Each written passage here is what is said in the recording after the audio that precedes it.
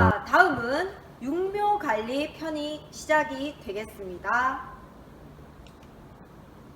자, 우리 보통 육묘는 어떻게 하시죠? 대부분 부직포 모짜리 많이 하실 거고요. 그리고 요즘은 공동육묘장 많이들 사용하실 거고, 그리고 또 비닐하우스 모짜리도 많이 사용하시죠. 자, 특히 많이 사용하시는 것이 바로 부직포 모짜리인데요. 부직포 모짜리는 상자 쌓기를 통해서 싹을 틔운 다음에 모짜리를 치상한 뒤에 부직포를 덮어서 나중에 한 3엽기 정도의 부직포를 벗긴 뒤에 이양하는 그런 방식이 되겠습니다. 그런데 우리 부직포 모짜리는 실패를 하시는 농가들을 대부분이 바로 이런 현상 때문이죠. 한눈에 보시기에도 지금 출하 상태가 골고루 되지를 못하고 있어요. 지금 싹이 올라오지 못한 이런 판을 살펴보면은 여기 지금 시커멓게 썩어 있는 것 같기도 하죠. 싹이 올라오지 못하고 있습니다. 실제 이 흙을 파보면요, 상토를 파보면 여기 있는 싹들이 땅 속에서 맴돌아서 올라오지 못하고 결국은 얘네들이 썩어버리는 그런 현상입니다. 어떤 판은 잘 올라오고 어떤 판은 잘 올라오지 못하고 이렇게 모짜리가 불균형한 그런 사례들이 많은데요. 이럴 때는 저희는 이런 질문을 드리곤 하죠. 자, 혹시 싹틔우기 생략하지 않으셨는지, 혹은 하더라도 제대로 균일하게 싹틔우기를 하셨는지, 그리고 일찍 모짜리를 치상하지는 않으셨는지, 그리고 모짜리가 불균형해서 물관리가 제대로 이루어지진 않으셨는지, 이런 질문들을 많이들 합니다.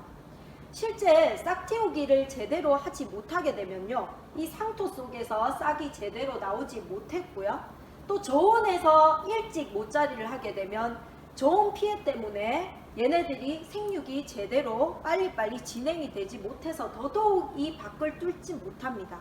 거기에다가 모짜리가 평탄화되지 못한 상태이기 때문에 이쪽은 깊어서 상토 위로, 육묘상자 위로 물이 올라와 버려요. 이렇게 되면 얘네들이 결국 땅을 뚫지 못하게 되는 것이죠. 그래서 모짜리를 성공적으로 진행을 해주시려면요, 절대로 싹틔우기를 생략하지 마시고요. 그리고 너무 빨리 모짜리를 치상하는 일이 없도록 얘기를 드리고 있습니다. 그리고 가장 중요한 것은요, 바로 물관리입니다. 절대로 이 상토 위로 물이 올라오게 해주시는 일은 없도록, 다시 말씀드려서 상자 아래로 물이 유지되게끔 항상 물관리에 신경을 써주셔야 되겠습니다. 다음은 육묘에서 나타날 수 있는 병해충으로 가볼까요? 자, 둘 다 시들어서 육묘 상자에서 시들어가는 그런 병들이라서 구별이 쉽지 않은 두 가지 병입니다. 얘네들과 얘네들 차이점 보이시나요? 보통 이제 입꽃병이라는 것은 주로 곰팡이가 보이는 곰팡이균에 의한 병이고요. 그리고 오른쪽처럼 시들시들 말라가는 이런 현상은요, 병이 아니고 얘네들은 생리장애를 받은 그런 현상이다, 이렇게 구별하실 수 있으시겠습니다. 얘네들은요, 주로 곰팡이가 눈에 보이기 때문에 입꽃병이다 라고 구별이 쉬우실 거고요. 곰팡이의 종류는 여러 가지 환경에 따라서 다양한 곰팡이의 종류에 의해서 입꽃병이 나타날 수가 있어요. 예를 들어서 출하실 같은 경우에는 보통 흰 곰팡이가 생겼다가 청록색 곰팡이로 바뀌는 경우 많이 보셨을 거예요. 그리고 녹화할 때 너무 고온하고 다습한 그런 환경에 놓이게 될 경우에도 곰팡이가 생기는 경우 보셨을 거고요.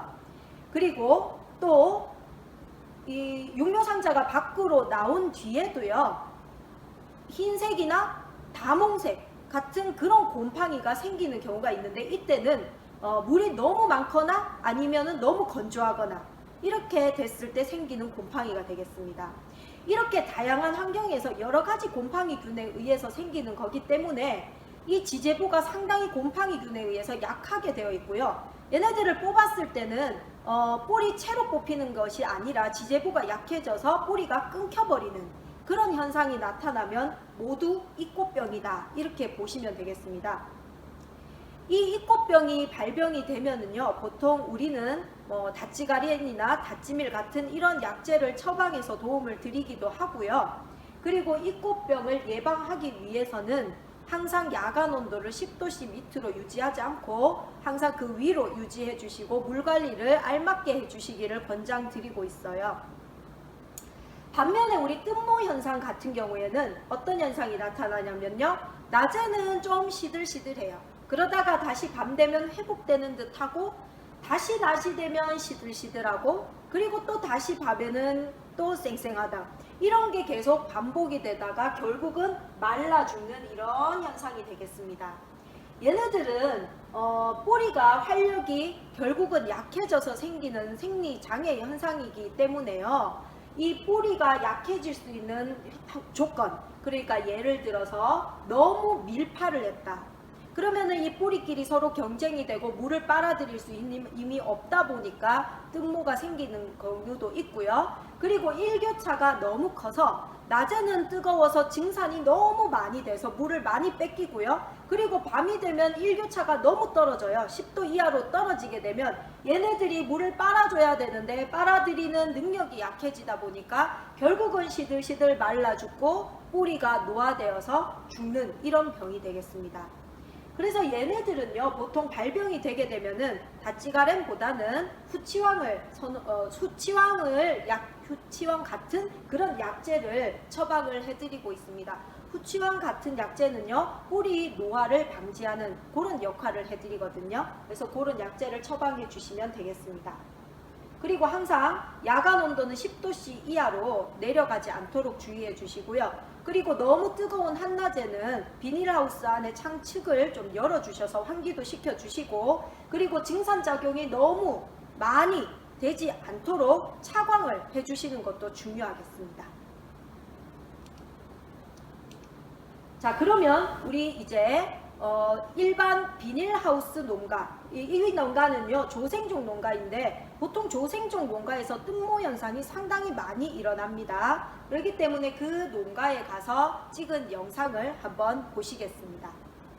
이장님께서 3월 21일 날에 그 치상하고 지금까지 온도가 전부 다 10도 다 미만이에요. 이게 이제 온도 차이가 많이 나면 생기는 전형적인 현상이에요. 그냥 거의 대부분 난다고 보시면 돼요. 사실은 매년 나더라고요. 네, 매년 나요. 낮에는 뜨거우니까 위에서 잎에서 증산작용 막 해줘요.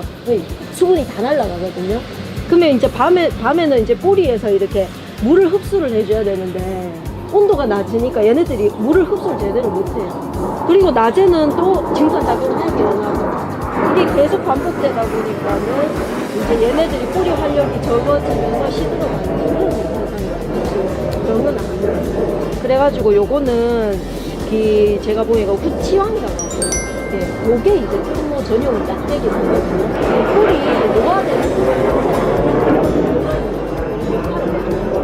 낮에 여기 비닐 이렇게 찢어주시는 것도 되는데 증산작용 조금 안 하시려면 낮에는 무거운 차가운 조금 해주시는 것도 도움이 되거든요. 물도 조금 어느 정도 채워주시고 또 이 물이 또 어떤 역할을 하냐면 밤에 지금 온도가 야간까지 내려가잖아요. 그러니까 낮에 얘네들이 물 머금고 있다가 밤 되면 이 물이 또 완충작용을 해줘요.